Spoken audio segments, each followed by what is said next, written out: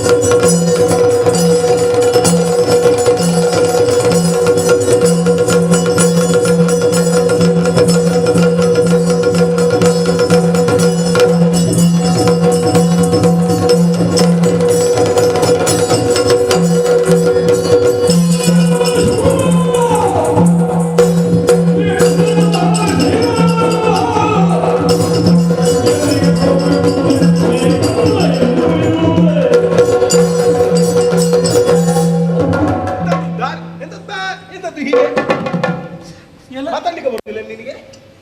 ಎಲ್ಲ ಎಲ್ಲ ಲೋಕ ಯಾವ್ದು ಗೊತ್ತುಂಟು ನಿನಗೆ? ಲೋಕ ಕ್ಷೇತ್ರ ಯಾವ್ದು ಗೊತ್ತು? ನಮಗೆ ಲೋಕವೇ ಇಲ್ಲ. ಅದೇ ನಿನಗೆ ಯಾವ ಲೋಕವಿಲ್ಲ. ಹಾಗಾಗಿ ನಾನು ಯಾರು ಅಂತ ಗೊತ್ತುಂಟ ನಿನಗೆ? ನೀನ್ ಯಾರಾದ್ರೂ ನನಗೇನು ಅಲ್ಲ. ನಿನಗೊಂದು ಸಂಸ್ಕಾರ, ನಿನಗೊಂದು ವ್ಯವಸ್ಥೆ, ಏನಾದ್ರೂ ಒಂದು ಇಷ್ಟು ಬೆಳೆದಿದ್ದಿ ಪುಣ್ಯಾತ್ಮ. ಒಂದು ಸ್ವಲ್ಪ ಎಲ್ಲಿಗೆ ಹೇಗೆ ಹೋಗಬೇಕು ಅಂತ ಒಂದು ಆಲೋಚನೆ ಇಲ್ವಾ ನಿನಗೆ? ಮಾತು ನುಗ್ಗುತ್ತೀಯಲ್ಲ ನೀನು. ನಾನು ಇದನ್ನು ಬಾಲನಾಗಿರುವಂತಹ ನಿನಗೆ ಹೇಳಬೇಕಿತ್ತು. ನೀ ಸಣ್ಣ ಬುದ್ಧಿವ ಎನ್ನುವ ಕಾರಣಕ್ಕೆ ಬೇಕಾಗಿ ತಾಳ್ಮೆಯಿಂದ ಕೇಳುತ್ತೇನೆ, ಹೇಳು. ಹೌದು, ಯಾರು? ತಾಳ್ಮೆ. ಅಲ್ಲ, ಅಯ್ಯೋ ದೇವ್ರೆ, ನಾನು ಬಾಗಿಲಲ್ಲಿ ಕಾಯ್ತಾ ಇದ್ದೇನೆ. ಒಳಗೆ ಅಮ್ಮ ಇದ್ದಾರೆ, ಅಮ್ಮ ಇದ್ದಾರೆ ಅನ್ನೋ ಕಾರಣಕ್ಕೆ ಬೇಕಾಗಿ ಯಾರು ಬರಕೂಡದು ಅಂತ ಅಮ್ಮ ಹೇಳಿದ ಮೇಲೆ ನಾನು ಅದನ್ನು ಪಾಲಿಸಬೇಕೋ ಬೇಡವಾ? ಪಾಲಿಸಬೇಕೋ ಬೇಡವಾ? ಹಾಗಿರುವಾಗ ನೀನು ಏಕಾಏಕಿಯಾಗಿ ಒಳ ಹೋಗುವ ಪ್ರಯತ್ನ ಮಾಡಿದಿ ಅಂತ. ಅಮ್ಮ ಯಾರು? ನನ್ನಮ್ಮ. ನಿನ್ನಮ್ಮ? ನನ್ನಮ್ಮ. ಹೌದಾ? ಹೌದು. ನಾ ಹೇಳ್ತೇನೆ, ಸುಮ್ಮನೆ ನನ್ನನ್ನು ತಡಿಬೇಡ. ಹಾಗೆ ಹೇಳದೆ ನಿನಗೆ ಮಾತಾಡ್ಲಿಕ್ಕೆ ಉಂಟು ಅಂತಾದ್ರೆ ಸ್ವಲ್ಪ ಹೊತ್ತು ತಡೆದ ಆಯ್ತಾ?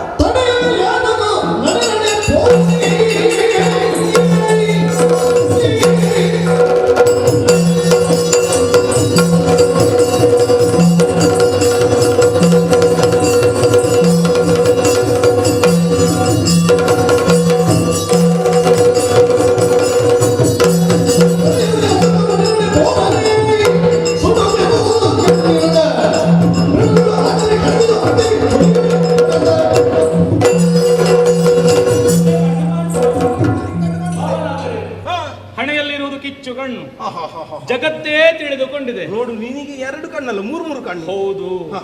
ಸಿಟ್ಟು ಬರಲಿಲ್ಲ. ಸಿಟ್ಟು ಬಂತು ಅಂತಾದ್ರೆ ಜಗತ್ತನ್ನೇ ಸುಟ್ಟುರಹವಲ್ಲ ಸಾಮರ್ಥ್ಯವುಳ್ಳವ ನಾನು.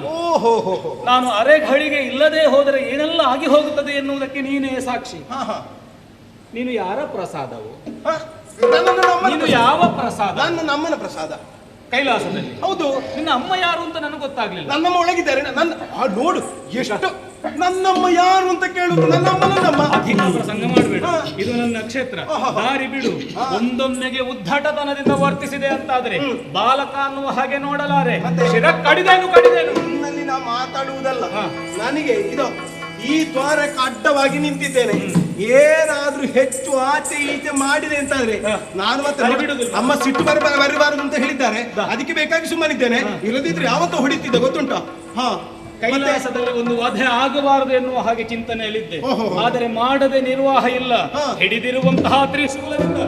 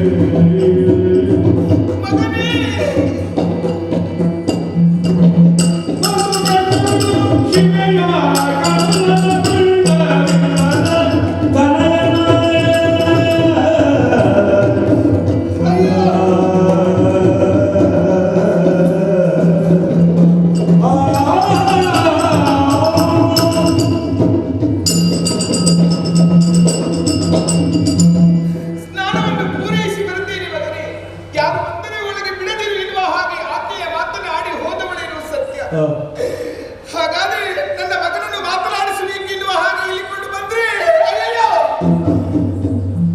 ನನ್ನ ಮಗ ತಲೆಗೆ ಬಿದ್ದಿದ್ದಾನೆ, ರುಂಡವೇ ಇಲ್ಲ. ಹಾಗಾದ್ರೆ ಈ ಸ್ಥಿತಿಗೆ ಕಾರಣ ಯಾರು? ನನ್ನ ಮಗನ ದುಸ್ಥಿತಿಗೆ ಕಾರಣ ಯಾರು? ಶಿವನೇ,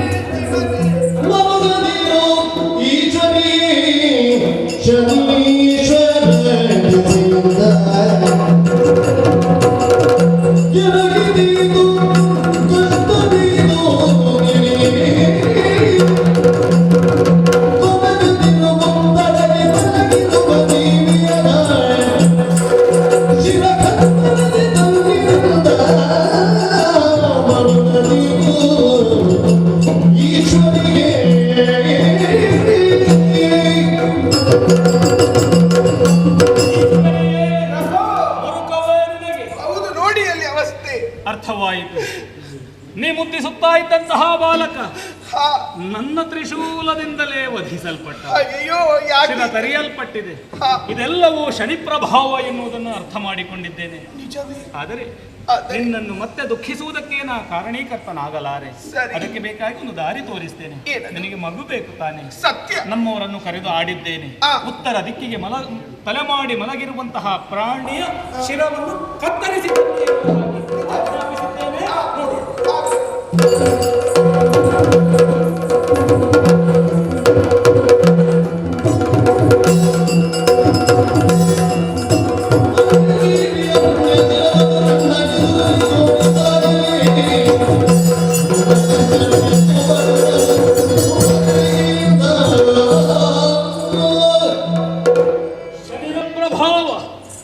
ಪರಿಣಾಮವಾಗಿ ನೀನು ಮುದ್ದಿಸುತ್ತಾ ಇದ್ದಂತಹ ಮಗು ಯಾವ ರೀತಿಯಾಗಿ ಗೋಚರಿಸುತ್ತಾ ಇದ್ದಾನೆ ನೋಡು. ಹೌದು. ಕ್ರೂರಕಾರಕನಾದಂತಹ ಶನಿಯ ಅನುಗ್ರಹದಿಂದಲಾಗಿ ಈ ರೀತಿ ಆಗಿದೆ ಎನ್ನುವುದರ ಅರ್ಥ ಏನು? ಜಗತ್ತಿಗೆ ಅನುಗ್ರಹ ಮಾಡುವಂತಹ ಶಕ್ತಿ ಇವ, ಜಗತ್ತಿಗೆ ಒದಗಿ ಬರುವಂತಹ ವಿಘ್ನಗಳನ್ನು ಹರಿಸುವಂತಹ ಶಕ್ತಿ ಇವ. ಈಗ ಗಜಾನನ ಆಗಿದ್ದಾನೆ. ಗಜಾನನ ಮೊರದಗಲದ ಕಿವಿ ಕಾಣುತ್ತಾ ಉಂಟು. ಹೌದು. ಕಾಲು ಸಣ್ಣದ್ದು. ಹೌದು. ಹೊಟ್ಟೆ ನೋಡಿ. ಈಶ್ವರನಲ್ಲಿ ಅಧಿಕ ಪ್ರಸಂಗ ಮಾತಾಡ್ತೀಯ. ನನಗೆ ಸಂಸ್ಕಾರ ಕಲಿಸಿ. ತಿಳಿಯದೆ ಮಾತನಾಡಿದ್ದು ಸ್ವಾಮಿ, ಮಗನಲ್ವೇ. ನಾನು ಪ್ರಸಂಗದಲ್ಲಿ ಮಾತಾಡಬೇಕು ಅಂತ ಇದ್ದೆ. ನಿನ್ನ ಉದರ ನೋಡಿದ್ದೆ, ಇಷ್ಟು ಸಣ್ಣ ಪ್ರಾಯದಲ್ಲಿ ಇಷ್ಟು ದೊಡ್ಡ ಹೊಟ್ಟೆಯ. ಈ ಮುಖಕ್ಕೆ ಬೇಕು ಎನ್ನುವ ಕಾರಣಕ್ಕೆ ಬೇಕಾಗಿ ಆರಂಭದಲ್ಲೇ ಇದ್ದದ್ದು. ಆಗಲಿ, ಪ್ರಸಾದ ವ್ಯರ್ಥ ಆಗಲಿಲ್ಲ. ನಿನ್ನ ಅನುಗ್ರಹದ ಪ್ರಸಾದ. ಹೌದು. ಆಗಲಿ. ಜಗತ್ತಿನಲ್ಲಿ ನೀನು ಅನುಗ್ರಹಿಸುವಂತಹ ಶಕ್ತಿಯಾಗಿ, ವಿಘ್ನವನ್ನು ದೂರಗೊಳಿಸುವಂತಹ ಶಕ್ತಿಯಾಗಿ, ಗಣಗಳೆಲ್ಲರಿಗೂ ಪತಿಯಾಗಿ ಗಣಪತಿಯಾಗಿ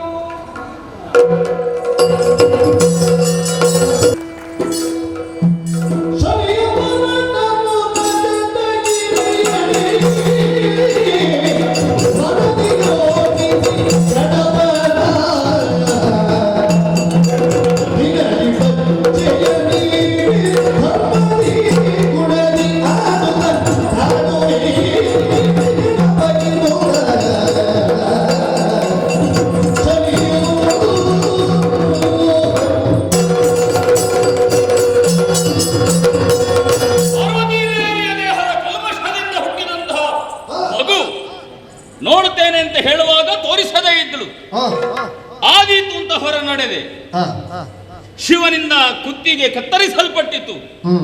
ಉತ್ತರ ದಿಕ್ಕಿನಲ್ಲಿ ಮಲಗಿರುವಂತಹ ಆನೆಯ ಮುಖವನ್ನು ತಂದು ಆ ಮಗುವಿಗೆ ಜೋಡಿಸಿದ. ನನ್ನ ದೃಷ್ಟಿ ಇತ್ತು ಅಲ್ಲಿ. ಕಾಲಗಳು ಸಂದು ಹೋಯಿತು. ಗಣಪನನ್ನು ಪ್ರಪಂಚದ ದೊಡ್ಡ ದೇವತೆ ಅಂತ ಮಾಡಿದ್ದಾರೆ. ಧರ್ಮವನ್ನು ಪಾಲಿಸಬೇಕಾದ ನಿನ್ನ ಕರ್ತವ್ಯ ಅಂತ ಹರಿಯ ಆಣತಿ ನನಗೆ. ಆದ್ದರಿಂದ ಯೋಚನೆಯನ್ನು ಮಾಡುತ್ತಾ ರಜತಗಿರಿಗೆ ನಡೆಯಿತು.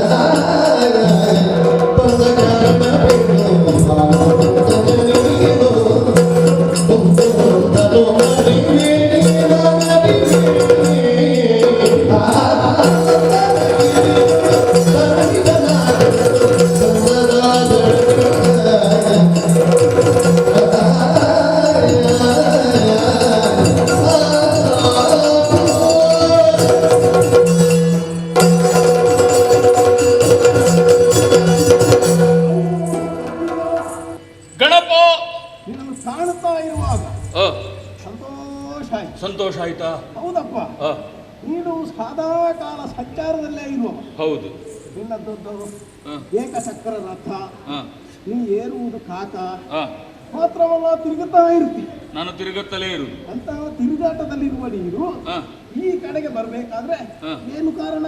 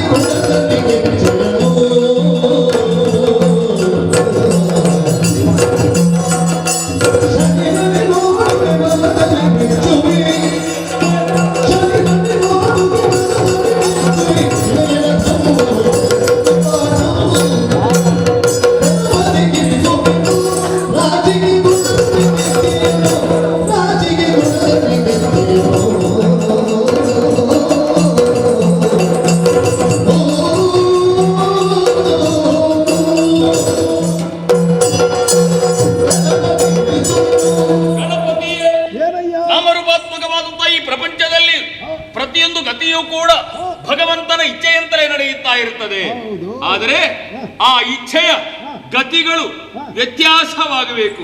ಯಾಕೆ ಅಂತ ಕೇಳಿದ್ರೆ ಲೋಕದಲ್ಲಿ ಧರ್ಮ ಅಧರ್ಮ ಎರಡಿದೆ. ಯಾರು ಅಧರ್ಮದಲ್ಲಿ ನಡೆಯುತ್ತಾರೋ ಅಂತವರನ್ನು ಸದ್ಧರ್ಮಕ್ಕೆ ತರುವುದೇ ನನ್ನ ಉದ್ದೇಶ. ಧರ್ಮ ಹಾದಿಯಲ್ಲಿ ನಾನು ನಡೆಯುವವ. ಆದ್ದರಿಂದ ಧರ್ಮದಿಂದಲೇ ಕೇಳ್ತಾ ಇದ್ದೇನೆ, ದ್ವಾದಶ ರಾಶಿ ನಿನಗೆ. ನಿನ್ನ ರಾಶಿಗೆ ನಾನು ಬರಲಾ?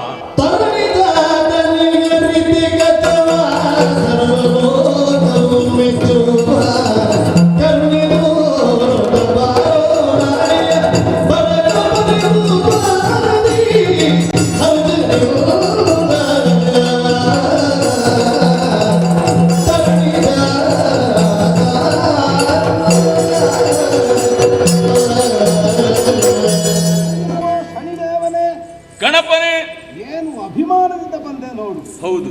ವೃತ್ತಿಯಲ್ಲಿ ಯಾವ ಕಾರಣಕ್ಕೂ ಕೂಡ ಆಲಸ್ಯವನ್ನು ತೋರದೆ ಸದಾ ಪ್ರವೃತ್ತನಾಗಬೇಕು, ಜಾಗೃತಾವಸ್ಥೆಯನ್ನು ಹೊಂದಬೇಕು ಅನ್ನುವ ಭಾವನೆಯಿಂದದ್ದು ನೋಡು. ಅದಕ್ಕೆ ಯಾವ ಕಾರಣಕ್ಕೂ ನಾ ಚ್ಯುತಿ ಮಾಡಬೇಕು ಅಂತ ಮನ ಬಯಸುವುದಿಲ್ಲ. ನಿನ್ನ ಕರ್ಮವನ್ನು ನೀನು ಮಾಡುವುದಕ್ಕೆ ದೇವಬಂತಿಯ ನಾವೆಲ್ಲರೂ ಕೂಡ ಸಹಕಾರಿಗಳಾಗಬೇಕು.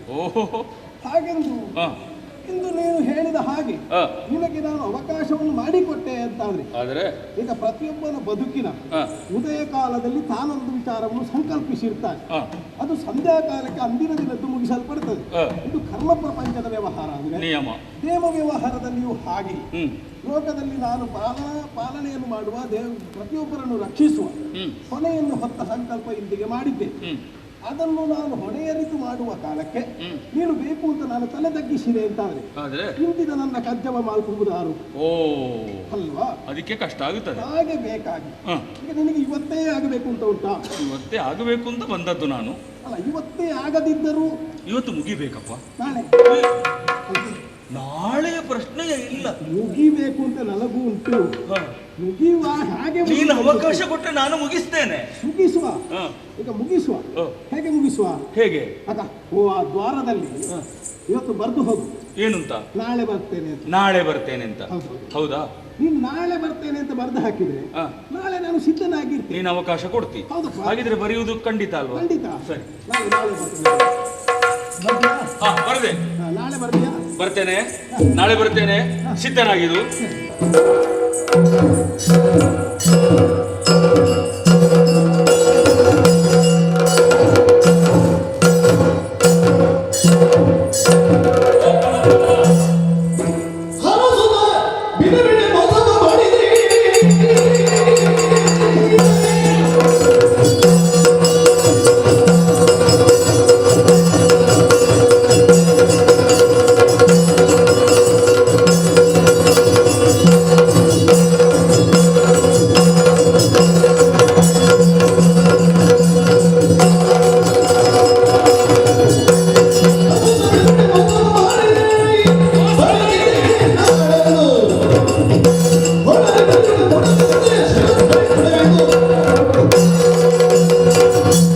ತಾಳ್ಮೆ ಎನ್ನುವುದು ಎಲ್ಲರಿಗೂ ಇದೆ. ಏನಾಯ್ತು ನಿನ್ನ ತಾಳ್ಮೆ ಕಟ್ಟೆ ಒಡೆಯುದು ಹೋಯ್ತಾ? ಒಡೆದು ಹೋಯಿತು. ಅದ್ಯಾಕಪ್ಪ? ನನ್ನಿಂದಲೇ ನೀನು ಬರೆಸಿದೆ ಹ. ನಾಳೆ ಬಾ ನಾಳೆ ಬಾ ಅಂತ. ಹೌದು, ನಾಳೆ ದಿನವೂ ಬಂದು ನೋಡುತ್ತಾ ನೋಡುತ್ತಾ ನಾನು ಹೋಗುವುದು. ಹ. ನನ್ನನ್ನು ಮೋಸ ಮಾಡಿದೆ ಬರೆಸಿ. ನಾವು ಬರ್ತದ್ದು ಯಾಕೆ? ನಾಳೆ ಬರ್ತದ್ದು ಯಾಕೆ? ಯಾಕೆ ಬರದದ್ದು? ಒಂದು ಅರ್ಥ ಮಾಡಿಕೊಂಡು ಚಂದ ಮಾಡಬೇಕು ಅಂತ ಬರ್ತದಲ್ವಾ? ಹೌದು, ನೀವು ಅರ್ಥವೇ ಮಾಡಿಕೊಳ್ಳದೆ ಇದ್ರೆ ನಾಳೆ ಬಾ ಎನ್ನುವುದರ ಅರ್ಥ ಎಂತದ್ದು? ನಾಳೆ ಬಾ ಅಂತ ಇರು. ನಾಳೆ ಬಾ ಅಂತ. ಹೌದು. ನಾಳೆ ಮುಗಿಯಿತಲ್ಲ. ಹೌದು. ನಾಳೆ ಎನ್ನುವುದು ಎಷ್ಟು ಮುಗಿಯಿತು? ಈಗ ನಾಳೆ ಅಂತ ಮುಗಿದ ಬಳಿಕ ಹ, ಮತ್ತೆ ನಾಳೆ ಬಂದದ್ದಕ್ಕೆ ನಾನೇ ಹೇಳಬೇಕು. ಅಯ್ಯೋ. ಬರ್ತದ್ದು ನಾನು ನೀನ. ನಾನೇ ಬರ್ತದ್ದು. ನಾಳೆ ಬರ್ತೇನೆ ಅಂತ ಬರ್ತದ್ದು ಯಾರು? ನಾನು ಬರ್ತದ್ದು. ಈಗ ನಾನೊಂದು ಮಾತನ್ನು ಹೇಳ್ತೇನೆ, ಹ, ನೀನು ನಾಳೆ ಅಂತ ಬರೀಲಿಕ್ಕಿಂತ ಇಂದು ಬರ್ತೇನೆ ಅಂತ ಬರೀತಿದ್ದೀಯ. ನನ್ನನ್ನು ಮೋಸ ಮಾಡಿದೀಯಾ? ಅಲ್ಲ ನನಗೆ ನಾಟಕ ಮಾಡ್ತೇನೆ. ಅಲ್ಲ, ನಿನಗೆ ದ್ವಾದಶ ರಾಶಿ ಗೊತ್ತಾಗ್ತದೆ, ಹ, ಹೌದಾ? ಹೌದು. ಜನ್ಮ ರಾಶಿ ಗೊತ್ತಾಗ್ತದೆ, ಗೊತ್ತಾಗುತ್ತದೆ. ವಿಧಿಯ ಗೊತ್ತಾಗ್ತದೆ. ಗೊತ್ತಾಗುತ್ತದೆ. ನಿನಗೊಂದು ನಾಳೆ ಬರ್ತೇನೆ ಅಂತ ಬರೀಲಿಕ್ಕೆ ಒಂದು ಸರಿ ಗೊತ್ತಾಗಿಲ್ಲ. ನನ್ನನ್ನು ಮೋಸ ಮಾಡ್ತೀಯಾ? ಮಾತಿನಿಂದ ನೀನು ವಂಚಿಸ್ತೀಯಾ? ಕೃತಿಯಿಂದ ವಂಚಿಸ್ತೀಯಾ? ಗಣಪ ಬಿಡುವುದಿಲ್ಲ, ನಿನ್ನನ್ನು ಬಿಡುವುದಿಲ್ಲ. ಬರ್ತೇನೆ, ಬರ್ತೇನೆ.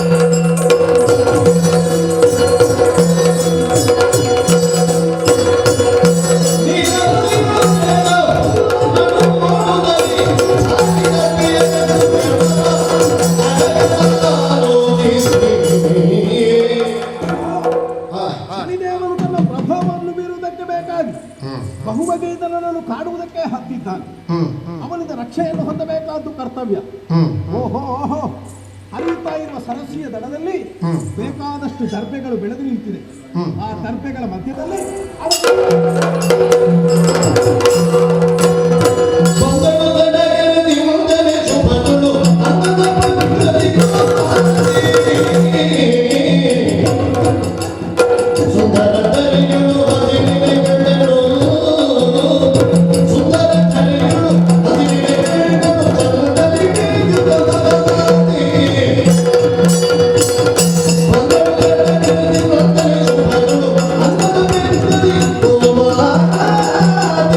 Thank you.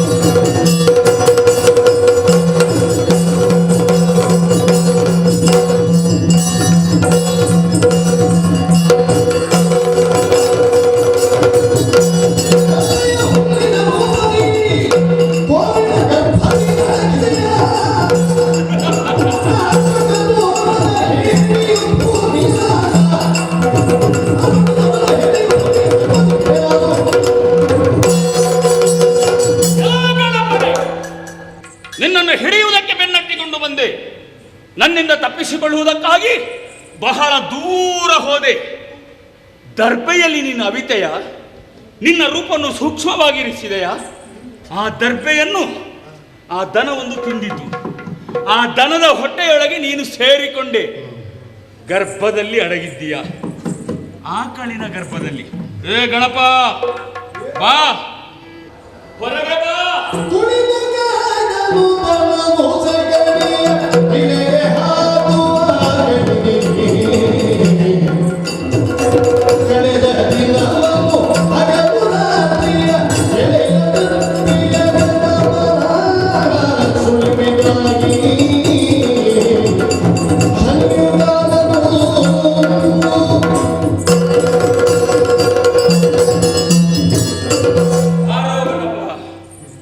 ದಿನವಿಡೀ ಕಾಯ್ತಾ ಇದ್ದೇನೆ.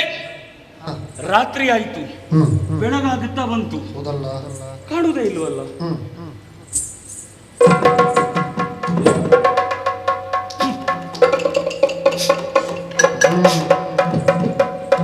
ವಾಸನೆ ಏನದು? ಎಂತ ವಾಸನೆ! ದನದ ಸೆಗಣಿ ವಾಸನೆ. ಅಲ್ಲೆಲ್ಲಾದ್ರೂ ಬಿದ್ದನ?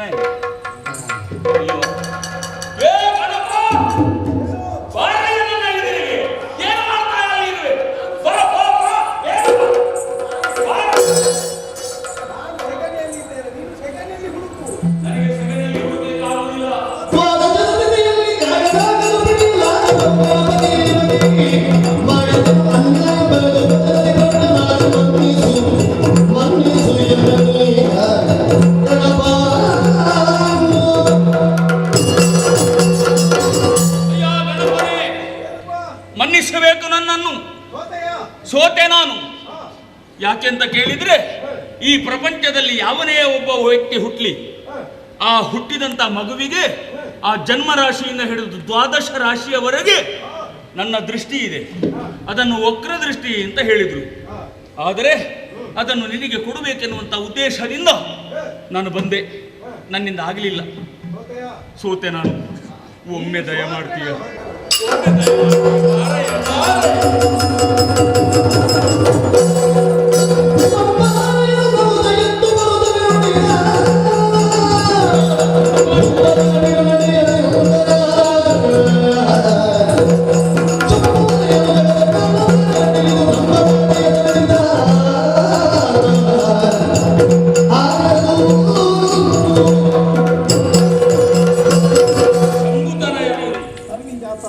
ಶಂಭುತನಯನಾದಂತಹ ಗಣಪನಲ್ಲಿ ಯಾರು ಕೂಡ ಯಾವುದೇ ರೀತಿಯದ್ದಾದಂತಹ ವಿಚಾರದಲ್ಲಿ ತರ್ಕವನ್ನು ಮಾಡಿದರೆ ಅಥವಾ ನಾನೇ ವಿಘ್ನವನ್ನು ಉಂಟು ಮಾಡುತ್ತೇನೆ ಅಂತ ಯಾವನೇ ಒಬ್ಬ ಶಕ್ತಿ, ಯಾವುದೇ ಒಂದು ಶಕ್ತಿಯಾಗಲಿ ಮುಂದೆ ಹೋದರೆ ಗಣಪನ ಮುಂದೆ ನಡೆಯುವುದಿಲ್ಲ ಎನ್ನುವುದು ಈಗ ಸ್ಪಷ್ಟವಾಯಿತು. ಆದ್ದರಿಂದಲೇ ಅಕಲ್ಲಿ ಮೇಲೆ ನಿಂತು ಗಣಾನಾಂತ್ವ ಗಣಪಾತಿಂ ಹವಾಮಹೇ ಎಲ್ಲರೂ ನಿನ್ನನ್ನು ಕೊಂಡಾಡ್ತಾ ಇದ್ದಾರೆ. ಈಗ ಗೊತ್ತಾಯಿತು ನಿನ್ನ ಶಕ್ತಿ. ಪ್ರಪಂಚಕ್ಕೆ ನೀನೊಬ್ಬ ಬೇಕು ಅಂತ. ನನ್ನನ್ನು ಮನ್ನಿಸಬೇಕು ಶನೀಶ್ವರ. ಓ, ನನ್ನ ಅಪ್ಪನನ್ನು ಕಾಡಿದವನು ನೀನು. ಹಾಗೆಂದು ನನ್ನಪ್ಪ ಅತ್ಯಂತ ತಿರಿಯಕ್ಕೆ ಜಂತುವಾಗಿ ಬಿದಿರಿನಲ್ಲಿ ಹೋಗಿ ಕುಳಿತುಕೊಳ್ಳಬೇಕಾದ ಸನ್ನಿವೇಶ ನಿರ್ಮಾಣ ಮಾಡಿದವನೇ. ಈಗ ನನ್ನನ್ನು ಮುಂಭಾಗದಲ್ಲಿ ನೀನು ಸೋತೆ ಅನ್ನುವುದಕ್ಕಿಂತಲೂ ಇದು ಭಕ್ತ ಜನರಿಗೊಂದು ಮಾರ್ಗೋಪಾಯ. ಯಾವಾಗ ಗಣೇಶನ ಆರಾಧನೆಯನ್ನು ಮಾಡ್ತಾನೆ ಅಂತವನು ಶನಿ ಪ್ರಭಾವದಿಂದ ಶಿರಕ್ಕೆ ಹೊಡೆಯಬೇಕಾದ ಪೆಟ್ಟು ಅಥವಾ ಶಿರದಲ್ಲಿರುವಂತಹ ಭಾರ ಹೆಗಳಿಗೆ ಇಳಿಯಲ್ಪಡ್ತದೆ. ಅಂದ್ರೆ ಗಣೇಶನ ಆರಾಧನೆ ಅಥವಾ ಗೋವಿನ ಆರಾಧನೆ ಇನ್ನು ಮೂಲಕವಾಗಿ ಶನೀಶ್ವರನ ಸಂಪ್ರೀತಿಯನ್ನು ಮಾಡಿಕೊಳ್ಳಬಹುದು ಅನ್ನುವಂತಹ ತತ್ವಾದರ್ಶ ಇದರಲ್ಲಿ ಸಿಗ್ತದೆ. ಹಾಗಿದ್ರೆ ಗಣಪತಿಗೆ ಯಾವತ್ತೂ ಕೂಡ ಶನಿ ಹಿಡಿಯುವುದಿಲ್ಲ ಎನ್ನುವುದು ನಿನ್ನಿಂದ ಗೊತ್ತಾಯಿತು. ಹೌದಾ? ಹಾಗಾಗಿ ನೀನು ತಪ್ಪಿಸಿಕೊಂಡದ್ದಲ್ಲಾಗಿದೆ. ಇಲ್ಲಪ್ಪ, ನನಗೆ ಬುದ್ಧಿ ಕಲಿಸಬೇಕು ಅಂತ ನೀನು ತಪ್ಪಿಸಿ, ನಿನ್ನನ್ನು ಸ್ವಲ್ಪ ಓಡಿಸಬೇಕು ಅಂತ. ನೀನು ಮೊದಲೇ ಹೇಳ್ತಿದ್ರೆ ನಾನು ಹಾಗೆ ಮಾಡ್ತಿದ್ದೆ. ನಿನ್ನ ಅಪ್ಪನು ಕೂಡ ಹಾಗೆ ಕಷ್ಟ ಕೊಟ್ಟದ್ದು. ಇದು ನಿನಗಾಗಿ ಎಲ್ಲ ನಾನು ಅಣುವಾದದ್ದು ಅಂತ ಹೇಳಿ. ನೋಡು, ನಿಮ್ಮದಿಬ್ಬರ ಪ್ರಸಂಗ, ಈಶ್ವರ ಶನೀಶ್ವರ, ಈ ಗಣಪತಿಗೊಂದು ಅವಕಾಶ ಆಯ್ತಾ ಇಲ್ವ? ಹಾಗಾಗಿ ಗಣೇಶ್ವರ ನೀನು, ನಾನು ಗಣೇಶ್ವರ. ಹಾಗಂತ ನಿನಗೆ ಪ್ರಸಂಗ ಮುಗಿಲಿಲ್ಲ, ನಿನಗೆ ಇನ್ನೂ ಪ್ರಸಂಗ ಉಂಟು.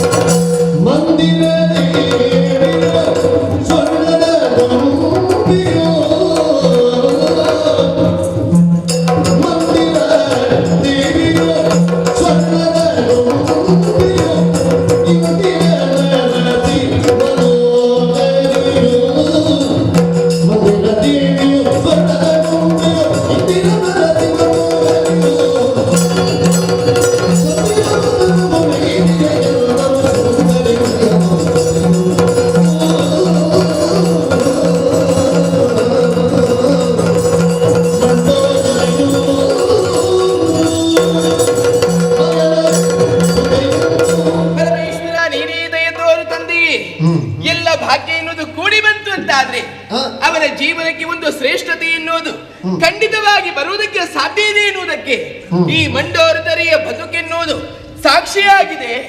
ಪಾತಾಳವನ್ನು ಆಳಿಕೊಂಡು ಬಾಳಿಕೊಂಡು ಬಂದವರು ಮಯಾಸುರ ಅವನ ಸುತೆಯಾಗಿ ಕಾಣಿಸಿಕೊಂಡವಳು. ಹಿಂದೆಂದಿಗೂ ಯಾವ ಕೊರತೆ ಇಲ್ಲದ ತೆರದಲ್ಲಿ ತಂದೆಯವರು ಸಾಕಿ ಬೆಳೆಸಿದವರಾಗಿದ್ದಾರೆ. ಇಂದು ಯಾವುದಕ್ಕೂ ಕೊರತೆ ಇಲ್ಲ. ಆದ್ರೆ ನನ್ನ ಮನಸ್ಸಲ್ಲಿ ಒಂದು ಆಸೆ, ಪರಮ ಶಿವನ ಭಕ್ತಿಯಾದಂತಹ ನಾನು ಆ ಶಿವನನ್ನು ಕಾಣಬೇಕು ಎನ್ನುವಂತ ಆತುರದಲ್ಲಿದ್ದೇನೆ. ತಡ ಮಾಡುವುದು ಯಾಕೆ? ಶಿವನನ್ನೇ ಭಜಿಸುತ್ತಾ ಕೈಲಾಸ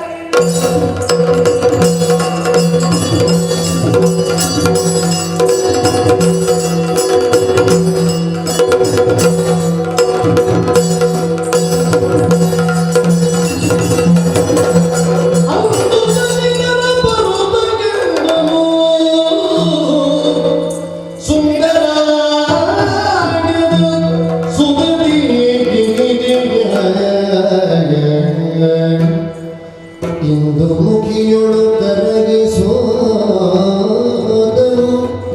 ಮನದಿ ಬಳದುದ ಶರೀರಕ್ಕೆ ಮಾಡಿದು ಪಂಚಪುಟ್ಟ ಜಡವು ಹರಿಯ ಭಾಗ್ಯದ ಲಕ್ಷ್ಮಿಯು.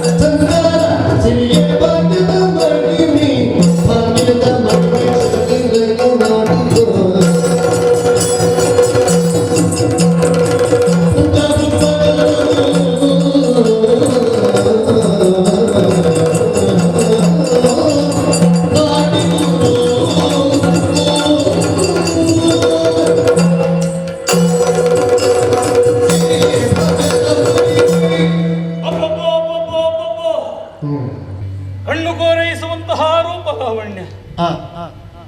ಪಂಚಶರಗಳನ್ನು ಏಕಕಾಲದಲ್ಲಿ ಪ್ರಯೋಗಿಸಿ ಬಿಟ್ಟನಲ್ಲ. ಸೋತು ಹೋದೆ.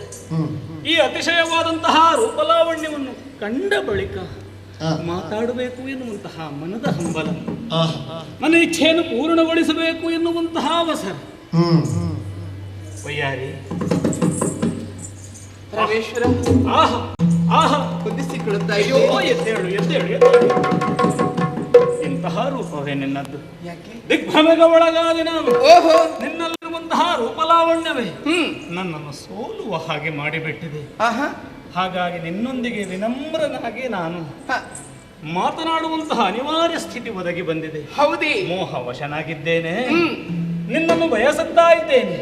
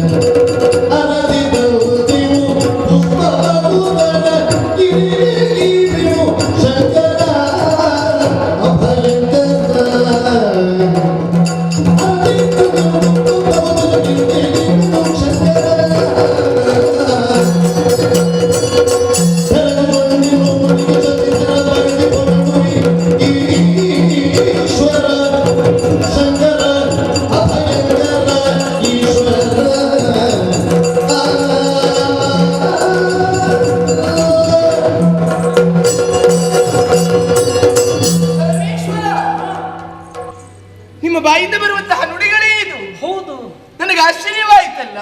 ಇದಕ್ಕೆಲ್ಲ ಆಶ್ಚರ್ಯ ಪಡುವುದು ಅಲ್ಲ, ಪುಷ್ಪಗಳನ್ನು ತಂದು ಗಿರಿಜೆಯ ಪಾದಕ್ಕೂ ಪರಶಿವನ ಪಾದಕ್ಕೆ ಅರ್ಪಿಸಬೇಕಿರುವ ಕಾರಣಕ್ಕಾಗಿ ಓಡಾಡಿಕೊಂಡು ನಾ ಬಂದೆ ಅಂತಾದ್ರೆ ಪುಷ್ಪಾರ್ಚನೆಗೆ ಬಂದದ್ದ? ಖಂಡಿತವಾಗಿ ಬಳಿಗೆ ಬಂದದ್ದು ಒಳ್ಳೆಯದಾಯ್ತು. ಬಿಲ್ವ ಪತ್ರೆಯನ್ನು ನಿನಗಿರಿಸಿ ಪುಷ್ಪವನ್ನು ಪಾರ್ವತಿಗೆ ಅರ್ಪಿಸಬೇಕಿರುವಂತಹ ಮನವುಳ್ಳವಳಾಗಿ ನಾ ಬಂದೆ ಅಂತಾದ್ರೆ ನನ್ನನ್ನು ಕಂಡು ಮೋಹಗೊಂಡು ಈ ರೀತಿಯ ನುಡಿಗಳಾಡುವುದು ಅಚ್ಚರಿ ಎನಿಸ್ತಾ ಇದೆ. ಪರಶಿವ ಲೋಕದಲ್ಲಿ ಎಲ್ಲರನ್ನು ಕಂಡಾಗ ಭಕ್ತನೆನ್ನುವಂತಹ ಭಾವನೆಯಿಂದ ಕಾಣುತ್ತಾನೆ ಎನ್ನುವಂತಹ ಲೋಕವೇ ತಿಳಿದಂತಹ ವಿಚಾರ. ಹಾಗಂತ ನನ್ನನ್ನು ಕಂಡು ಮೋಹಕ್ಕೆ ಪಾಶರಾದರೆ ಹೌದು, ಏನು ಮಾಡಲಿ? ಏನು ಉತ್ತರಿಸಲಿ? ಬರಿದೇ ಆಯ್ತಲ್ಲ ನಿಮ್ಮ ಮಾತು. ತುಂಬಿದ ಮೈದನು ಮಾಡಿಗೆ ಸೋದೆನು ಅಂಬರ ಬಿಡಿಸಿದ ತುಂಬಿದೆ ತುಪ್ಪದಲ್ಲಿ ತೋಟನೆ ಮೈದುರಿ ತಂಬತ್ತುಳುವೆ ನಾಟಿಸುವೆ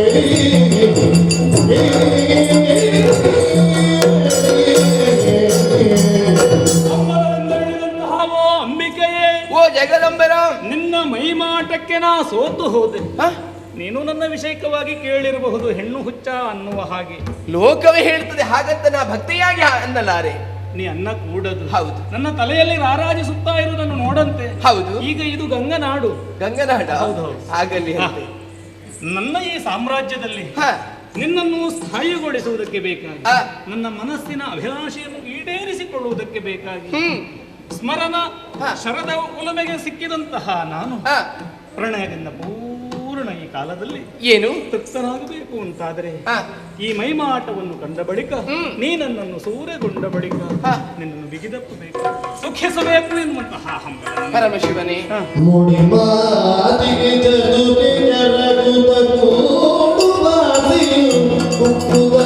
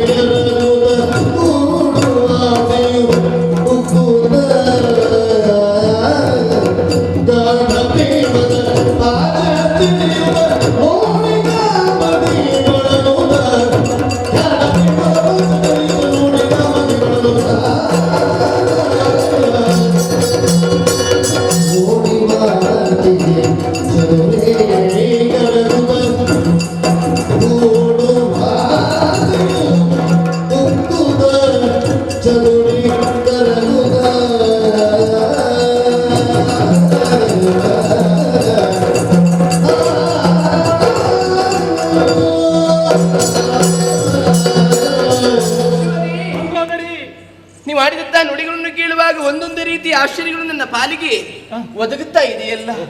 ನನ್ನನ್ನು ಬಂದು ಸೇರು ಸೇರು ಎನ್ನುವ ಹಾಗೆ ದೇವರ ಮಾತು ನಮಗೆ ಅದು ಪ್ರಾಮುಖ್ಯವಾಗಿ ಕಾಣುತ್ತದೆ. ಖಂಡಿತವಾಗಿ ಈಡೇರಿಸಲೇಬೇಕು. ತುಂಬಾ ಅವಸರದಲ್ಲಿ ನೀವಿದ್ದೀರಿ ಎನ್ನುವುದನ್ನು ನಿಮ್ಮನ್ನು ನೋಡುವಾಗ ನನಗೆ ಅರ್ಥವಾಗುತ್ತಾ ಇದೆ. ಪ್ರೀತಿ, ಪ್ರೇಮ, ಪ್ರಣಯ ಇಷ್ಟು ಬೇಗ ಹೇಳಿಕೊಂಡು ಆದಷ್ಟು ಬೇಗ ಒಡಗೂಡಿದೆವು ಅಂತಾದ್ರೆ ಜಗತ್ತಿಗೆ ಒಂದು ಪಾಠ ಆಗಲಿ. ನಿಮ್ಮ ಮಾತನ್ನು ಕೇಳುವಾಗ ನಿಮ್ಮನ್ನು ಒಮ್ಮಿನ ಬಿಗಿದಪ್ಪಲಿ ಹೇಳುವುದಂತೆ ಹಾಗೆಲ್ಲ ಎಲ್ಲಿಯಾದ್ರೂ ಅದು ಅನರ್ಥಕ್ಕೆ ಕಾರಣ ಆಗ್ತದೆ ಏನು ಅಂತ ನನ್ನ ಭಾವನೆ. ದೇವನಲ್ವೇ? ಆಗಲಿ ದೇವನೇ, ಬಂದದ್ದು ಬರಲಿ ನನ್ನ ಪಾಲಿಗೆ. ನೀ ಕೊಟ್ಟದ್ದನ್ನು ಸ್ವೀಕರಿಸುವುದಕ್ಕಾಗಿ ಇರುವಂತಹ ಮಂಡೋದರಿ ನಿನ್ನ ಆಸೆ ಈಡೇರಿಸುತ್ತೇನೆ.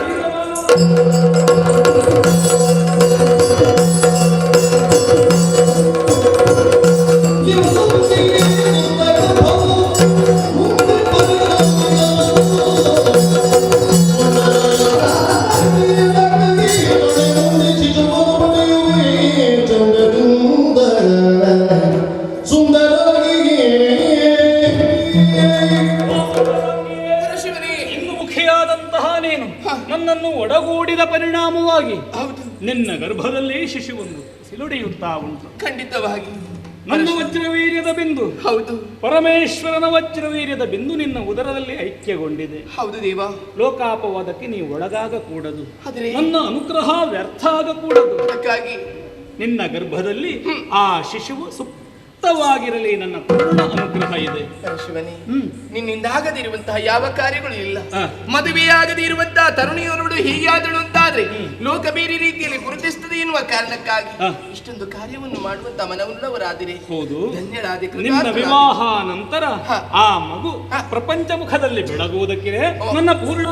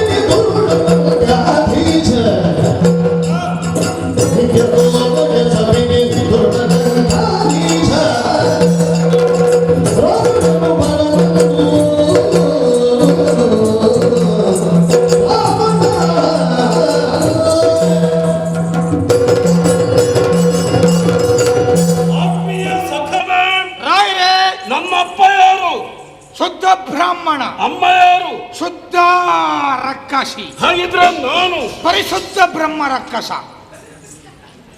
ಮಾತನಾಡುವಾಗ ಜಾಗ್ರತೆ. ತಂದೆಯ ಕುಲ ಹೌದು, ಬ್ರಾಹ್ಮಣ ನಾನು. ಬ್ರಾಹ್ಮಣ. ಅಪ್ಪನ ಹೆಸರೇನು? ಏನು? ವಿಶ್ವವಸು ಮಹಾಮುನಿಗಳು. ಅಮ್ಮನ ಹೆಸರೇನು? ಏನು? ಕೈಕಸ ಮಾತೆ. ಕೈಕಸ. ನನ್ನಪ್ಪ ಬ್ರಹ್ಮನ ಬ್ರಾಹ್ಮಣ ಮೊಮ್ಮಗ. ಹೌದು, ಬ್ರಹ್ಮದೇವರ ಮೊಮ್ಮಗ. ಮೊಮ್ಮಗ. ನಮ್ಮ ಅಪ್ಪನ ಅಪ್ಪ ಅಪ್ಪನ ಪುಲಸ್ಯ. ಹೌದು, ಪಲವ. ಪಲವ. ಯಾವುದು? ಪುಲಸ್ಯ. ಪುಲಸ್ಯ. ಪುಲಸ್ಯನಪ್ಪ ಯಾರು? ಪುಲಸ್ಯನಪ್ಪ ಯಾರು? ನನ್ನ ಬ್ರಹ್ಮದೇವರು. ಹಾ. ಆದ ಕಾರಣ ನಾನು ಬ್ರಹ್ಮವಂಶದ. ಬ್ರಹ್ಮವಂಶದವ. ಅಮ್ಮ ರಕ್ಕಸ ಕನ್ಯೆ. ರಕ್ಕಸ ಕನ್ಯೆ. ಕೈಕಸೋದೇವಿ. ಕೈಕಸಾದೇವಿ. ಹಾಗಾಗಿ ನಾನು ಹೇಳಿದ್ದು ಜೀವ ಬ್ರಹ್ಮನ ವಂಶ, ಹಾಗಾಗಿ ಬ್ರಹ್ಮ. ರಕ್ಕಸರ ವಂಶ, ಹಾಗಾಗಿ ರಕ್ಕಸ. ಬ್ರಹ್ಮ ರಕ್ಕಸ. ಸರಿ ಉಂಟು? ಅದಾಗುವುದಿಲ್ಲ. ಆಗುದಿಲ್ಲ. ಎಲ್ಲ ಕೆಲವರು ಹೇಳುದು, ನಾನಲ್ಲ. ಪರಿಹಾಸ್ಯ ಮಾಡ್ತಾರೆ ಅಂತ ನಮಗೆ ಗೊತ್ತು. ಹಿಂದಿನಿಂದ ಮುಂದೆ ಬಂದು ಮಾತನಾಡುವಂತಹ ಧೈರ್ಯ ಅವರಿಗಿಲ್ಲ. ಯಾರಿಗಿಲ್ಲ. ಹೋಗ್ಲೇ ಬಿಡು. ಹಾ, ಹೌದಲ್ಲ? ತಂದೆ ತಾಯರೇ ಒಂದಾಗುವಂತಹ ಸಂದರ್ಭದಲ್ಲಿ ಅವರ ಮನದಲ್ಲಿ ಯಾವ ಆಶೆ ಆಕಾಂಕ್ಷೆಗಳಿರುತ್ತವೆ ಅದೇ ರೀತಿಯಾಗಿ ಮಕ್ಕಳು ಹುಟ್ಟಿಕೊಳ್ಳುತ್ತಾರೆ. ಸತ್ಯವಂತೆ. ನನ್ನಮ್ಮನ ಆಕಾಂಕ್ಷೆ ಏನಿತ್ತು? ಏನಿತ್ತು? ಬಲಾಢ್ಯನಾದಂತಹ ಇಡೀ ಪ್ರಪಂಚವನ್ನೇ ಗೆಲ್ಲುವಂತಹ ಮಕ್ಕಳನ್ನು ಪಡೆಯಬೇಕು. ಹೌದು, ಸತ್ಸಂತಾನವನ್ನು ಪಡೆಯಬೇಕು ಎನ್ನುವ ಉದ್ದೇಶದಿಂದ. ನಿಮ್ಮ ಅಮ್ಮನಿಗೆ ಒಂದು ಆಸೆ ಇತ್ತು, ನೀವೊಂದು ನಾವುಡ್ರಾಗಬೇಕು ಅಂತ ಹೇಳಿ. ಏನು ಹೇಳ್ತೀಯ? ನಾಡನ್ನಾಳುವವರಾಗಬೇಕಂತ ಎನ್ನುವಂತಹ ಉದ್ದೇಶದಿಂದ ಮಹಾಮುನಿಗಳನ್ನು ಸೇರಿದ್ರು. ಆ ಕಾರಣದಿಂದಲೇ ಬಲಿಷ್ಠನಾದಂತಹ ನಾನು ಹುಟ್ಟಿಕೊಂಡೆ. ಹೌದು, 10 ಶಿರಗಳಿಂದ ರಂಜಿಸುವ ಕಾರಣದಿಂದಾಗಿ ನಾಮಕರಣ ಮಾಡಿದ್ರಲ್ಲ. ಮತ್ತೆ ಹೇಗೆ? ದಶಕಂಠ. ತಮ್ಮನಿಗೆ ಕುಂಭಶ್ರವಣ, ಮತ್ತೊಬ್ಬನಿಗೆ ವಿಭೀಷಣ, ತಂಗಿ ಶೂರ್ಪನಖ. ಏನೇ ಆಗಲಿ, ಬಾಲ್ಯದಲ್ಲಿ ನಮ್ಮಷ್ಟಕ್ಕೆ ನಾವು ತಿರುಗಾಟವನ್ನು ನಡೆಸುತ್ತಾ ಇದ್ದವರು. ಅಮ್ಮನ ಆದೇಶದಂತೆ ದಟ್ಟವಾದಂತಹ ಅರಣ್ಯವನ್ನು ಸೇರಿ ಬ್ರಹ್ಮದೇವನನ್ನು ತಪಸ್ಸಿನ ಮೂಲಕ ಮೆಚ್ಚಿಸಿ ವಿಶೇಷವಾದ ವರಪ್ರಸಾದವನ್ನು ಪಡೆದೆ. ಹೌದು, ಯಾರಿಂದಲೂ ಮರಣ ಇಲ್ಲ. ಮಾನುಷ ನನ್ಯೇಹೀಯ ವಧ್ಯತ್ವಂ. ಎಲ್ಲಿಯಾದರೂ ನಿನಗೆ ಮರಣ ಬರುವುದಿದ್ರೆ ಮನುಷ್ಯರಿಂದ ಮಾತ್ರ. ದುರ್ಬಲರಾದಂತಹ ಮನುಷ್ಯರಿಂದ ನಮಗೆ ಮರಣ ಬರ್ತದೆ ಎಂದಾದರೆ ಅಂತಹ ಮರಣವನ್ನು ನಾವು ಸ್ವೀಕರಿಸುವವರೇ. ಅದೇ ರೀತಿಯಾಗಿ ನಮ್ಮದಾದಂತಹ, ನಮ್ಮ ಹಿರಿಯರದ್ದಾದಂತಹ ಲಂಕೆ ನಮ್ಮ ಅಣ್ಣ, ಅಂದ್ರೆ ನಮ್ಮ ದೊಡ್ಡಮ್ಮನ ಮಗ ಕುಬೇರನ ಸ್ವಾಧೀನದಲ್ಲಿತ್ತು. ಅಂತಹ ಕುಬೇರನನ್ನು ಯುದ್ಧದಲ್ಲಿ ಸೋಲಿಸಿ ಲಂಕೆಯನ್ನು ಸ್ವಾಧೀನ ಮಾಡಿಕೊಂಡೆ. ಮತ್ತೆ ಅದೇ ರೀತಿಯಾಗಿ ಆತನ ಬಳಿಯಲ್ಲಿದ್ದಂತಹ ಪುಷ್ಪಕ ವಿಮಾನ ನಮ್ಮದಾಯಿತು. ಮತ್ತೆ ಹೌದೇನೋ ನೋಡಿ, ಪುಷ್ಪಕ ವಿಮಾನದ ರೆಕ್ಕೆ ತಿರುಗುತ್ತಾ ಉಂಟು ನಮ್ಮ ಮನೆಯಲ್ಲಿ. ನನ್ನ ಸಾಹಸಗಾಥೆಗಳನ್ನೆಲ್ಲ ಹೇಳ್ತಾ ಇದ್ರೆ ನೀನು ಮುಸಿ ಮುಸಿ ನಗುತ್ತಾ ಇರುವೆಯಲ್ಲ. ಏನೋ ಪರಿಹಾಸ್ಯದ ನಗು. ಯಾಕೆ?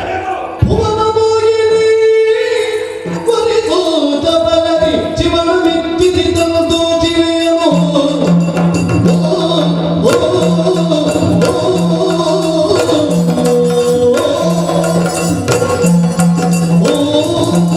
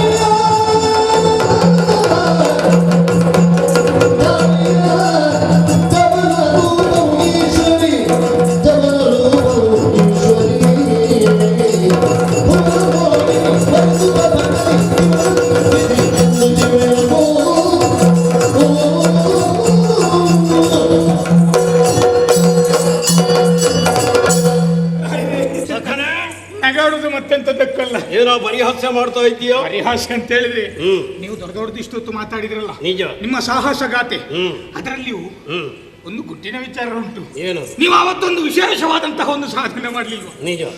ಅಲ್ಲಿ ಕೈಲಾಸಿಗೆ ಹೋದದ್ದು, ಕೈಲಾಸಕ್ಕೆ ಹೋದ, ಕೈಲಾಸಕ್ಕೆ ಹೋದದ್ದು, ತಾಯಿಗಾಗಿ ಆತ್ಮಲಿಂಗವನ್ನು ತರುವುದಕ್ಕಾಗಿ ಹೋದ. ಆತ್ಮಲಿಂಗ ತರಲಿಕ್ಕೆ ಹೋದದ್ದು. ಹ್ಮ್. ಅಲ್ಲಿ ಹೋಗಿ ಆತ್ಮಲಿಂಗದ ಬದಲಿಗೆ ಹ್ಮ್. ಆರಾಧ್ಯ ದೇವರಾದಂತಹ ಶಿವನ ಹೆಂಡತಿಯನ್ನೇ ಬಯಸಿದ್ದು. ಯಾರ್ಯಾರ ಹೆಂಡತಿ ನಿಮಗೆ ಯಾಕೆ ನಾಯಿದೆ ಅಲ್ಲ ಹೇಳಿದ್ದು, ವಿಷಯ ಹೇಳಿದ್ದು, ಅದನ್ನು ಕರ್ಕೊಂಡು ಬಂದ್ರ ಸರಿ. ಹ್ಮ್. ಅಲ್ಲಿಗೆ ಒಂದು ಮಾತನ್ನು ಹೇಳಿದ್ದಾರೆ, ಹ್ಮ್. ಹೆಂಡತಿಯನ್ನು ಕರ್ಕೊಂಡು ಬರುವ ಯಾವುದೇ ಕಾರಣಕ್ಕೂ ಹಿಂದೆ ತಿರುಗಿ ನೋಡಬಾರದು. ಹ್ಮ್. ಆದ್ರೆ ನೀವು ಬಂದ ಹೊತ್ತಿಗೆ ಹ್ಮ್. ಹಿಂದಿದ್ದಂತಹ ಹೆಣ್ಣನ್ನು ನೋಡಬೇಕು ಎನ್ನುವಂತ ಕಾರಣಕ್ಕೋಸ್ಕರ ಹಿಂದೆ ತಿರುಗಿ ನೋಡಿದಾಗ ಬಂದಂತಹ ಶಿವೆ ಕಾಳಿಯ ರೂಪವನ್ನು ತಾಳಿದಾಗ ಎದ್ದನೋ ಬಿದ್ದನೋ ಅಂತ ಹೆದರಿ ಓಡು. ಪರಿಹಾಸ್ಯ ಮಾಡ್ತಾ ಇದೆಯಲ್ಲ. ಅಲ್ಲ, ನೀವು ಆ ರೀತಿ ಹೆದರಿದ್ದೀರಿ ಅಂತ ಹೇಳುದು ಈ ಸಣ್ಣ ಸಣ್ಣ ವಿಚಾರಗಳೆಲ್ಲ ಕೆಲಸಗಾರರಿಗೆ ಗೊತ್ತಾಗುದು ಕೆಲವಿಲ್ಲ. ನಿನಗೆ ನಾನು ಹೇಳಬಾರ್ದಿತ್ತು. ಯಾವತ್ತೂ ಇಂತಹ ಗುಟ್ಟನ್ನು ನಮ್ಮ ಕೆಲಸದವರಿಗೆ ಹೇಳಬಾರದು. ಅಲ್ಲ, ನಾ ಬೇರೆ ಅವರೇ ಪರಿಹಾಸ್ಯ ಮಾಡುವುದಕ್ಕೆ ಪ್ರಾರಂಭ ಮಾಡ್ತಾರೆ. ನಾನು ಬೇರೆ ಹೌದೇನು? ರಾವಣೇಶ್ವರ ಈ ದಶಗಂಟನ ಯೋಗ್ಯತೆ ಏನು ನಿನಗೂ ಚೆನ್ನಾಗಿ ತಿಳಿದಿದೆ. ತಿಳಿದು ಉಂಟು. ಜ್ಯೋತಿಷ್ಶಾಸ್ತ್ರವನ್ನು ಬಲ್ಲವ ಹಾ. ನನ್ನಂತಹ ರಾಜಕೀಯ ಮುತ್ಸದ್ದಿ ಪ್ರಪಂಚದಲ್ಲಿ ಬೇರೆ ಯಾರೂ ಇಲ್ಲ. ಇಲ್ಲ ಇಲ್ಲ, ಮಹಾಬಲಾನ್ವಿತ. ಹೌದು. ಆದರೂ ನಮಗೆ ಕೆಲವು ದುರ್ಬಲತೆಗಳಿವೆ. ಅದೇ ಹೇಳುದು ನಾನು. ಕೆಲವು ಕಡೆಯಲ್ಲಿ ಎಲ್ಲ ನಾವು ಜಾರಿ ಬಿದ್ದಿದ್ದೇವೆ. ಆದ್ರೆ ಒಂದು ವಿಷಯ ನಿನ್ನಲ್ಲಿ ಹೇಳ್ತೇನೆ, ನಾವು ಜಾರಿ ಬಿದ್ದಂತಹ ವಿಷಯ ಎಲ್ಲಿಯೂ ಹೇಳಬಾರದು. ನಾವು ಎದ್ದು ನಿಂತಹ ವಿಷಯ ಹೇಳಬೇಕು. ಜಾಗ್ರತೆ. ಎಲ್ಲಿ ಕಡಿಮೆ ಪೆಟ್ಟು ತಿಂದದ್ದು ಹೇಳಬಾರ್ದು. ಪೆಟ್ಟು ಬೆಚ್ಚಿ ಅಲ್ಲ, ಪೆಟ್ಟು ಕೊಟ್ಟದ್ದನ್ನು ಹೇಳಬೇಕು. ಕೊಟ್ಟದ್ದನ್ನು ಹೇಳಬೇಕು. ಪೆಟ್ಟು ತಿಂದದ್ದು ಹೇಳಲಿಕ್ಕೆ ಇಲ್ಲ. ನೀನು ಏನು ಹೇಳಿದ್ರು ನನಗೆ ಬೇಸರ ಇಲ್ಲ. ಯಾಕೆ ಬಲ್ಲಯ್ಯ? ಯಾಕೆ? ನನ್ನ ಆತ್ಮೀಯ ಸಖ, ಹೌದು. ನನ್ನ ಕಷ್ಟ ಸುಖಗಳಲ್ಲಿ ಭಾಗಿಯಾಗುವ. ಹೌದು. ಈಗ ನಿನ್ನನ್ನು ಬರಮಾಡಿಕೊಂಡದ್ದು ಯಾಕೆಂತ ಗೊತ್ತಾ? ಇದು ಗೊತ್ತಾಗ್ಲಿಲ್ಲ. ಸ್ವಲ್ಪ ವಿಹಾರ ಮಾಡಬೇಕು ಅಂತ ಆಸೆ ಆಗಿದೆ. ವಿಹಾರವ? ಅರಮನೆಯಲ್ಲೇ ಕುಳಿತು ಬಹಳಷ್ಟು ಬೇಸರ. ಹೌದು. ನೀನು ಬರ್ತೀಂತಾದ್ರೆ ಒಂದಿಗೆ ಹೋಗೋಣ. ನಾವು ಹೋಗುದು ಒಳ್ಳೇದು. ಯಾಕೆಂದ್ರೆ ಇಲ್ಲಿ ಇದ್ದವರು ಕೆಲವರೆಲ್ಲ ಆಗ್ಲೇ ವಿಹಾರಕ್ಕೆ ಹೋಗಿ ಆಗಿದೆ. ಇನ್ನು ಉಳಿದವರು ವಿಹಾರಕ್ಕೆ ಹೋಗುವುದು ಮೊದಲು ನಾವೊಂದು ವಿಹಾರ ಮುಗಿಸುವುದು ಒಳ್ಳೇದು.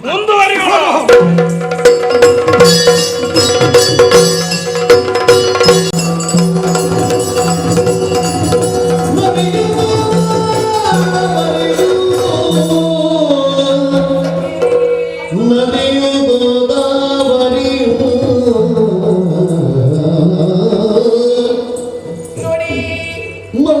ಮಂದಗವರಿ ಹರಿದು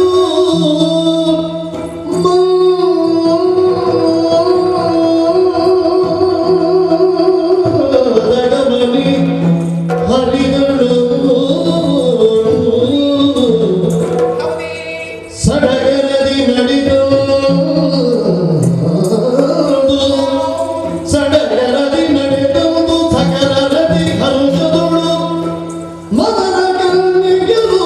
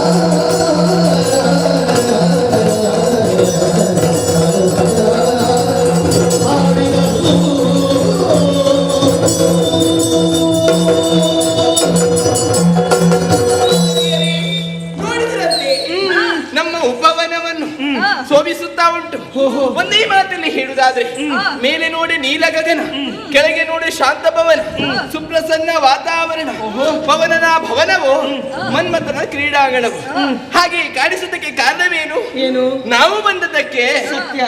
ಜಲಕನ್ಯರಾದಂತಹ ನಾವು ಜಲಕ್ರೀಡೆಯನ್ನು ಆಡುವುದಕ್ಕಾಗಿ ಬಂದವರು. ನಿನಗೆ ಹೇಗನಿಸಿತು? ಪ್ರಾಕೃತಿಕ ಸೌಂದರ್ಯ ರಮಣೀಯವಾಗಿದೆ. ಹೌದು. ವನದೇವಿಯ ಓಲಗವು, ಭೂದೇವಿಯ ಆಲಯವು, ಆಹಾ. ಸೌಂದರ್ಯ ದೇವಿ ನಿರತಂ ಕ್ರೀಡಿಪು ಉಯ್ಯಾಲೆಯು, ಹಾಗೆ ಪ್ರತಿ ಮನ್ಮಥ ರೋಕುಳಿಯ ಶೃಂಗಾರ ಮಂಟಪವೋ ಎಂಬಂತಿದೆ. ಹಾ ಹಾ, ನಿನ್ನ ಮನಸ್ಸಿಗೆ ಸಂತೋಷ ಆಯ್ತು ಅಂತ ಆಯ್ತು. ಆ, ಆಗಲಿ. ಈ ಸರೋವರವಂತೂ ಆ. ಮೂರ್ಜಗದ ಸೌಂದರ್ಯವನ್ನು ಪ್ರತಿಬಿಂಬಿಸುವ ರನ್ನಗನ್ನಡಿ. ಓಹೋ. ಸ್ಫಟಿಕದಿಂದ ಕೆತ್ತಲ್ಪಟ್ಟ ಭೂಮಿ ದೇವಿಯ ಪ್ರಾಂಗಣ, ಆ. ದಿಕ್ಕುಗಳೇ ನೀರಾಗಿ ನಿಂತಂತೆ, ಹಾ. ಮುಗಿಲುಗಳೇ ಇಳಿದು ಬಂದಂತೆ, ಓಹೋ. ಕೈಲಾಸವೇ ಕರಗಿ ಕೆರೆಯಾದಂತೆ, ಹಿಮಗಿರಿಯೇ ಹರಿದು ಬಂದಂತೆ. ಹೌದೇನಿ? ಅಷ್ಟು ಮಾತ್ರವೇ ಮತ್ತೇನು? ಶರತ್ಕಾಲದ ಬೆಳ್ಮುಗಿಲ ಮಾಲೆಗಳು ಆ.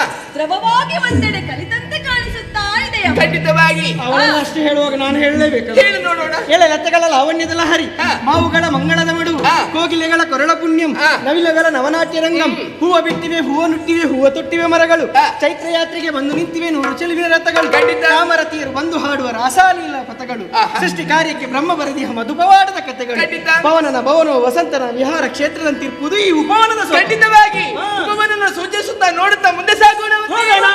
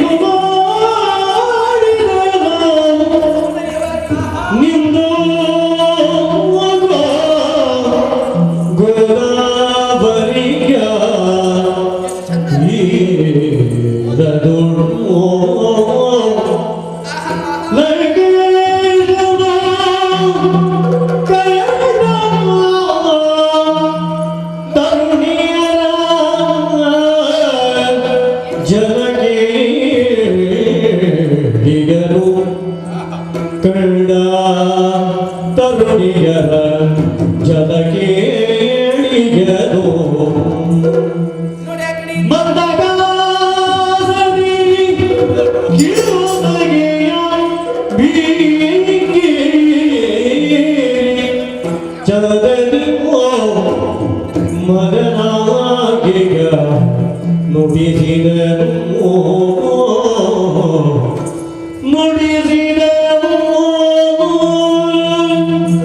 ಕಾಮನ ಗಿಣಿಗೆ ಕಾಮಿನಿ ಮಣಿಗೆ ಕಾಮನ ಗಿಣಿಗೆ ಕಾಮಿನಿ ಮಣಿಗೆ